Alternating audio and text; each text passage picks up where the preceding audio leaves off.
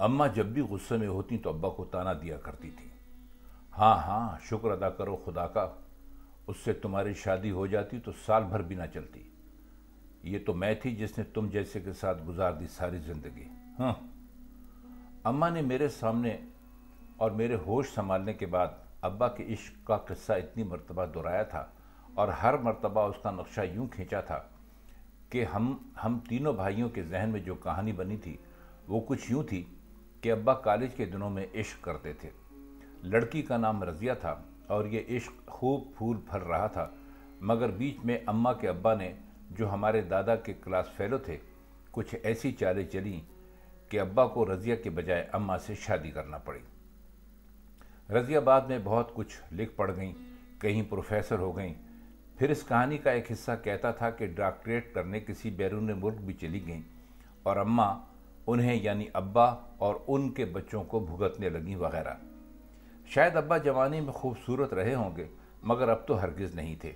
गंजे थे, 2 चश्मे इस्तेमाल करते थे, गौसल खाने में हर सुबह ज़ोर ज़ोर से खंकारते थे और उनकी तोन भी खूब बड़ी हुई थी। ये सब था, मगर अब्बा हम तीनों के दोस्त थे। जब मसूद भाई ने, जो हम में सबसे बड़े थे, इश्क का डोल डाला तो उन्होंने अम्मा से नहीं अब्बा से बात की, वरना अब्बा ये खबर सुनकर इतने खुश हुए कि मानो उनकी लॉटरी निकल आई हो। अरे वाह, कौन लोग हैं, लड़की तुम्हारे साथ पढ़ती है, नाक नक्शा कैसा है, उसके अब्बा क्या करते हैं, यार वो भी तुम्हें चाहती है या यकतरफा ट्रैफिक चला रहे हो, वगैरह वगैरह। अम्मा को अब्बा की गुफ्तगू बिल्कुल भी पसंद नहीं आई थी, तभी तो उन्होंने तड़क कर कहा था, मैं सदके जाऊं तुम्हारे, लौंडों को खूब शय दे रहे हो, और किस मामले में? मैं कहती हूँ जैसे तुम खुद थे जवानी में तो लड़कों को भी उसी रास्ते पर चला रहे हो। तो अब्बा हंस कर बोले, ये तुम बड़ी ज्यादती कर रही हो, वो किसी को पसंद कराया है और वहाँ शादी करना चाहता है। मैंने इस पसंद में कोई किरदार अदा नहीं किया, लड़का जाने और लड़की। हाँ, अलबत्ता मेरी ये ख्वाहिश ज़रूर है कि जहाँ ये चाहता है वहाँ इसकी शादी हो जाए, बस। अदालत में जाकर शादी कर ली तो हम टुकर टुकर देखते रह जाएंगे। अम्मा ने इस बात का जो जवाब दिया तो समझिए कि उन्होंने अब्बा की दास्तान इश्क में एक टुकड़ा और लगा दिया। हाँ हाँ, क्यों नहीं करेगा ऐसा, बाप भी तो ऐसा करने पर तैयार थे उस कलमूही के साथ। उस वक्त हम दोनों भाई घर पर नहीं थे, मैं अकेला था। मैं ये सुनकर हक्का बक्का रह गया कि अब्बा रज़िया से अदालत में जाकर शादी करने पर भी आमादा हो गए थे। कसम अल्लाह पाक की, अब्बा देखने में बिल्कुल ऐसे नहीं लगते थे, लेकिन ये सच था। तभी तो अब्बा ने सर झुकाकर पहली मर्तबा एतराज़ नुमा एतराफ़ किया और मेरी मौजूदगी में ऐसी बातें करने से अम्मा को रोका। कमाल करती हो रुकैया बेगम, बच्चों का तो कुछ ख्याल कर लिया करो। अम्मा बकती झकती बावर्ची खाने में चली गईं। मैं समझ गया कि अब्बा को मेरे सामने ये तस्करा छेड़ने से तकलीफ़ और शायद शर्मिंदगी भी हुई थी, तो मैं भी वहाँ से चुपचाप खिसक लिया। मगर ये बात मुझे कई दिनों तक तंग करती रही कि हमारे अब्बा अदालत में जाकर शादी करना चाह रहे थे। मैंने सारे मामले को शुरू से सोचा तो अम्मा के मुख्तलिफ वक्तों में दिए गए बयानात की रोशनी में अब्बा की गुज़िश्ता ज़िंदगी कुछ अजीब सी लगी। वो रज़िया को खतूत लिखते थे, उन्हें सिनेमा दिखाने ले जाते थे, उनके साथ बागों में घूमते फिरते थे, चूड़ियों के तोहफ़े बेचते थे। ईमान से कम अब्बा ऐसे अब नहीं लगते थे। मैंने अब्बा को उम्र भर एक सच्चा और नेक आदमी पाया था। वो वादा खिलाफ भी हरगिज़ नहीं थे, और इस बात का तो मैं कितने ही मौक़ों का गवाह भी था। मुझे ये सोचकर बड़ी उलझन होती थी कि अगर अब्बा ने रज़िया नामी किसी खातून से शादी का वादा किया था तो फिर उसे पूरा क्यों ना किया, और हमारी अम्मा से शादी क्यों कर ली। ये बात पूछने की अब्बा से जुर्रत थी, ना अम्मा से। बस जी ही जी में सोचता और बहुत से मुमकिन हालात सोचा करता जिनसे अब्बा यूं गुजरे कि रज़िया के बजाय हमारी अम्मा से शादी कर ली। मैं हॉकी खेल कर आया तो घर के लान में अब्बा सफ़ेद बालों और गहरी सांवली रंगत वाली किसी खातून से हंस हंस कर बातें कर रहे थे। उस वक्त मेरा हुलिया ऐसा ना था कि उनके करीब जाता, तो मैं जल्दी से पोर्च में खड़ी कार की आड़ लेता हुआ घर के अंदर चला गया।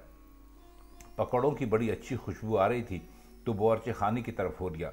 हमारी मुलाजमा पकौड़े तल रही थी, अम्मा दूसरे चूल्हे पर कुछ और तल रही थी।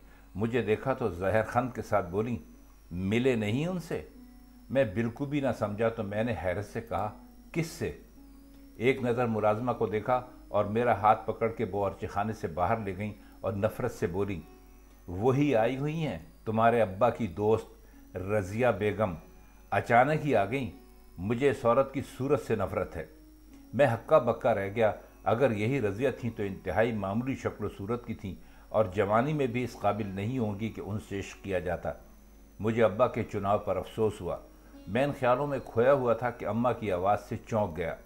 جب سے وہ آئی ہیں تمہارے ابا کا رنگ سرخ انار جیسا ہو رہا ہے، خوشی کے مارے بات نہیں کر رہے سیدھے منہ۔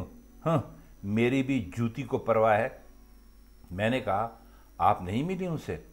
تڑح کر جواب دیا، میری ملتی ہے جوتی، چنڈالنی ہے۔ تمہارے ابا سے میرا نکاح ہو گیا تھا، پھر بھی سنا تھا کہ ان کے ساتھ سنیما دیکھنے جاتی تھی۔ میرا منہ مت کھلواؤ اور رمضان سے کہو کہ ناشتہ لان میں پہنچوا دے۔ اماں کھٹ کھٹ سیڑھیاں چڑھ کے اپنے کمرے میں چلی گئیں۔ مجھے پتہ نہیں ابا نے رضیہ سے اماں کے رویہ کے بارے میں کیا کہا ہوگا۔ مغرب کے بعد رضیہ بیگم چلی گئیں۔ میں اماں کے کمرے میں گیا تو وہ الماری سے کپڑے نکال کر بستر پر ڈھیر کر رہی تھیں۔ میں نے پوچھا تو وہ بولیں، میں یہ گھر چھوڑ رہی ہوں، جا رہی ہوں تمہارے ماموں کے گھر، بس میرا کام اس گھر میں ختم ہو گیا۔ میری سمجھ میں کچھ نہیں آ رہا تھا، تبھی ابا دروازے پر دکھائی دیے اور اپنے مخصوص مزاحیہ لہجے میں بولے، آہا، ہمارے نصیب کہ تم نے بھی کہیں جانے کا نام لیا، کہاں جا رہی ہو؟ اماں ابا کی بات کا جواب دینے کی بجائے بستر پر بیٹھیں اور سسکیوں سے رونے لگیں۔ مجھے اس وقت ابا بہت برے دکھائی دیے۔ جب وہ جانتے تھے کہ اماں کو رضیہ کا آنا پسند نہیں تھا تو وہ ان سے کیوں ملے؟ اگر وہ آ بھی گئی تھی تو کوئی بہانہ کر دیتے۔ ابا نے اگلے ہی لمحے بات صاف کر دی، قسم اللہ پاک کی، میں لان میں ٹہل رہا تھا کہ وہ اچانک ہی آ گئی۔ اب گھر آئے مہمان کو کوئی نکال تو نہیں سکتا نا، اور پھر اتنی پرانی پہچان تھی۔ میں بالکل مجبور ہو گیا تھا رقیہ بیگم، تمہاری جان کی قسم۔ اماں تڑپ کر اٹھیں اور بولی، جانتی ہوں، سب جانتی ہوں، اب بچے کے سامنے میرا منہ مت کھلواؤ۔ میری کیا حیثیت رہی ہے اس گھر میں عمر بھر؟ میں تو ملازمہ تھی تمہارے بچوں کی، آیا اور بس۔ بچے اب سمجھدار ہو گئے، میری کیا ضرورت ہے؟ اب تم کھل کے کھیلو۔ ہمارے ابا بڑے خوش مزاج تھے، مگر اس دن ان کے چہرے پر میں نے گہرا ملال دیکھا۔ مجھے لگا جیسے ابا کی ٹانگیں بے دم ہو گئی ہوں، کیونکہ جب وہ کرسی پر بیٹھنے لگے تو جیسے اپنی مرضی سے نہ بیٹھے ہوں، بس گر گئے ہوں۔ میری سمجھ میں نہیں آ رہا تھا کہ وہاں رکوں یا چلا جاؤں۔ جی چاہ رہا تھا کہ چلا جاؤں، مگر اماں کی لال لال آنکھیں دیکھ کر جی نہ چاہا، چنانچہ میں وہیں ڈٹا رہا۔